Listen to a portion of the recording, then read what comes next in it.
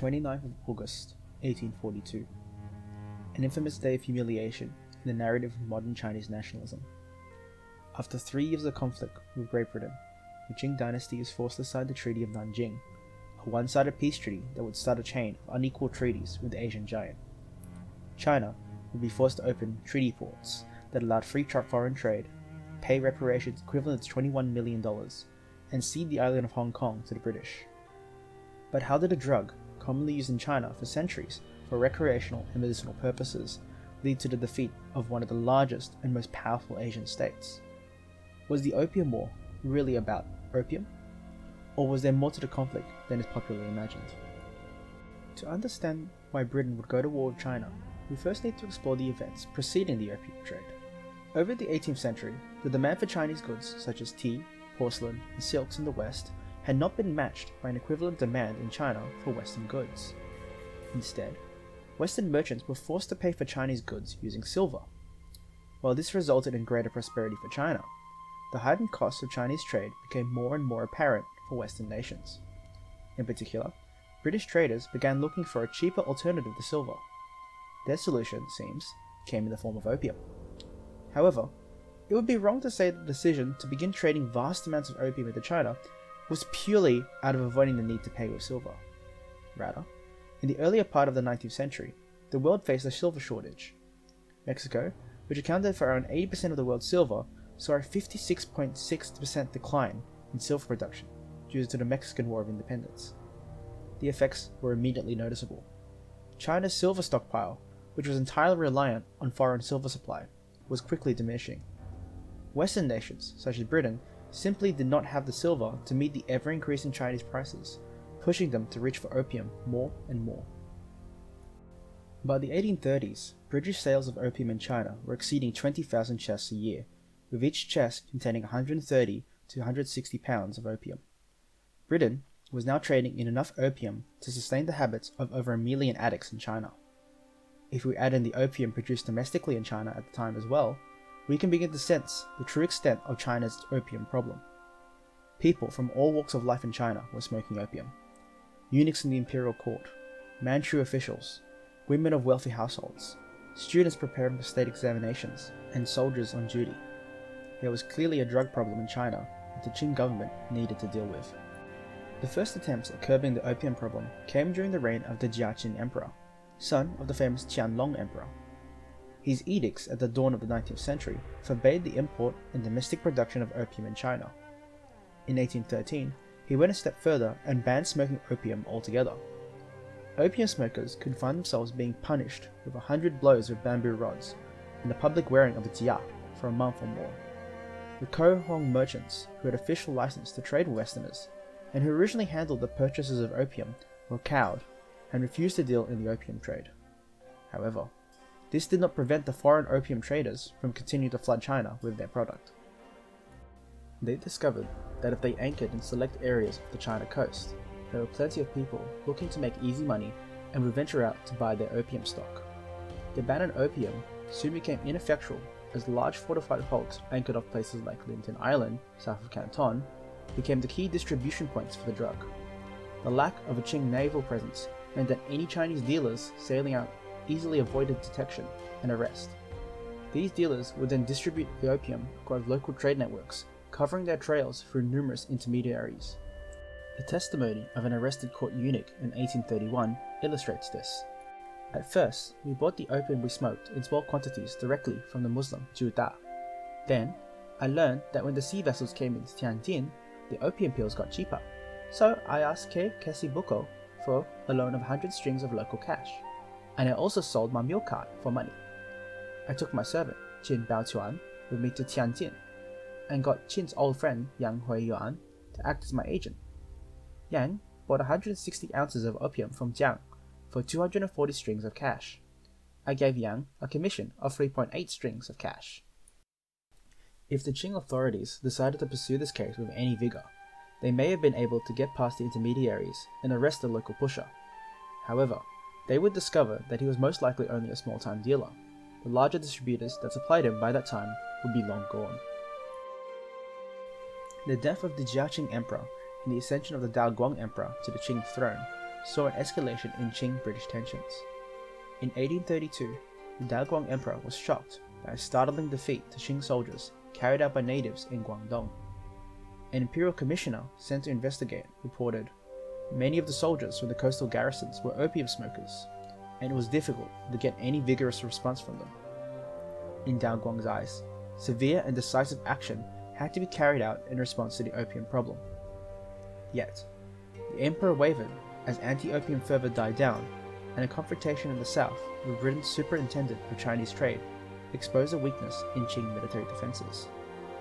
In 1836, the imperial court was split, with many advocating for legalization of the drug instead of a ban. Enter Wang Jiuqi, a minister of the sacrificial court and one of the strongest voices for the anti-opium lobby. Huang presented a memorial to the Daguang Emperor, calling not only for the ban of opium, but for the execution of opium consumers. Furthermore, he claimed that the British purpose for exposing the drug to China was to weaken and enfeeble the empire. To enforce the suppression of opium, Wang Jiuqi would forego Confucian techniques and instead suggested the use of legalist policies inspired by those of Qin Shi Huangdi, the first emperor of China. Every 5 Chinese households were to be bound together by a common oath to keep watch on each other and report any disobedience. Failure to do so would result in punishment carried out on all 5 households. On the 9th of November 1838, the Daguang Emperor acted. A Fujianese official, Lin Jiezu, was summoned to Beijing. Lin Jiezu was famous for his pragmatism as a bureaucrat, and he became one of Huang Jiuqi's few supporters as part of the anti-opium lobby. Daguang appointed him Imperial Commissioner of Canton, and the man immediately tasked himself almost obsessively with dealing with the opium and its distributors. Public proclamations were made across Canton, smokers and pushers arrested en masse, and opium confiscated. Within 2 months of his arrival in Canton, Lin Jiezu had arrested 1,600 individuals and confiscated 14 tons of opium and 43,000 opium pipes. Within another 2 months, he had imprisoned over 5 times the amount of opium felons as a provincial governor in 3 years. Yet, Lin Jiezu's actions and proposals suffered from one specific oversight. The commissioner neglected to think about what effects the prohibition on foreign traders would have. In fact, those in support of the crackdowns were not particularly worried about any foreign response, claiming they would simply be properly dealt with. Lin Jiezu's actions against the foreign traders in Canton highlighted the ignorance showcased by many in the anti-opium lobby. He first sent a letter to Queen Victoria that started by forgiving her ignorance of Qing measures to counter the opium trade, then urged her to cease opium production in her domains. Next, he issued an ultimatum to the foreign traders through the Kohong merchants. All opium in Canton was to be surrendered to Qing authorities. Failure to do so will result in the execution of all foreign traffickers and Kohong in league with the foreigners. The commissioner also tried to reason with the foreigners, urging them to stick to their legitimate trade in tea, silk, and rhubarbs, a food that Lin believed was essential to foreigners. Lin Jiezu was well satisfied with his efforts, yet his ignorance or even arrogance blinded him to the repercussions his demands would have. The new superintendent of Chinese trade, Charles Elliot, was in Macau when news of Lin Jiezu's crackdown was brought to him. Though a strict abolitionist with a strong distaste for the opium trade, Elliot staunchly moved to the defense of British traders in Canton. In his dispatches to Lord Palmerston, the British Foreign Secretary, Elliot vowed to resist aggression against foreign persons and property, as part of his duty as the Queen's officer. The opium traders were no longer to Elliot a national disgrace, but in his words, our most respected merchants in Canton. Lin Jiezu was unfazed, and ordered the immediate seizure of foreign trade in Canton, and blockaded the 350 foreigners present in the province. Charles Elliot's response to Lin Jiezu's demands are for many historians, both Western and Chinese, the core reason why the Opium War occurred.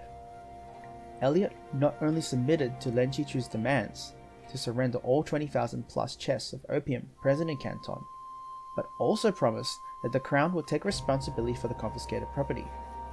In 2 swift moves, Charles Elliot had turned an economic quarrel into a matter of state. This debt, equaling over 2 million British pounds, would serve as an extremely persuasive casus belli for the British government to declare war compared to the protestations Lin Tzu over insults to national dignity.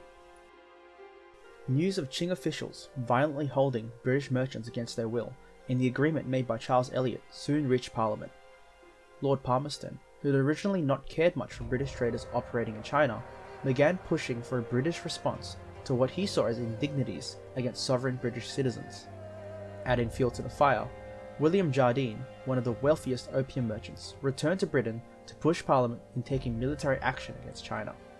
So in late 1839, a British fleet of 16 warships was dispatched to China to, in Parliament's words, obtain satisfaction and reparation. China's subsequent defeat in this 3-year-long conflict would spell the decline of the Qing dynasty and become one of the founding events in Chinese nationalism. The almost ignorant response of the Qing court and its officials to foreign trade, the search for more lucrative means to obtain Chinese goods by foreign traders, and the actions of leading individuals like Lin Tzu, Huang Juti, and Charles Eliot. All of these were crucial factors in leading to the Opium War. What started as an economic confrontation over confiscated goods soon escalated into an all-out war. A war that destroyed the original Chinese perception of foreign barbarians and laid the groundwork for almost 2 centuries of foreign manipulation and control.